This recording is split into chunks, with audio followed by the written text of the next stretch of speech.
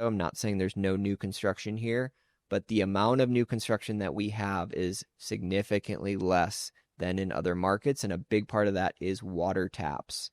So if you're a developer and you're like, hey, I want to put 1,000 homes in this subdivision, and you go to that water district, they will not just sell you the water that you need to tie in 1,000 homes to their water supply. And the reason for that is because they have a finite amount of water and they have an existing customer base.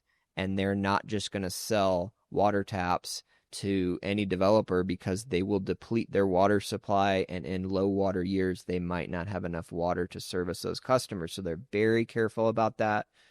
So the result is that, if you're familiar with our area, if you go up to the Budweiser plant in Northeast Fort Collins, there's a huge amount of cornfields around the Budweiser plant. And there's a massive development called Montava that is about 5,000 housing units that they're trying to put in there. And they've been trying to get the water for that project for more than a decade.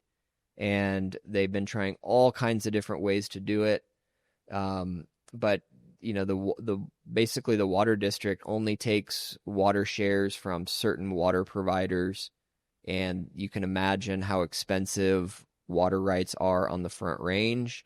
Some years the value of them has been doubling every 2 years. So if you're not absolutely desperate, if you're a farmer and you have a big water right and you're not desperate to sell that, you might wait a couple years and it might go up even more.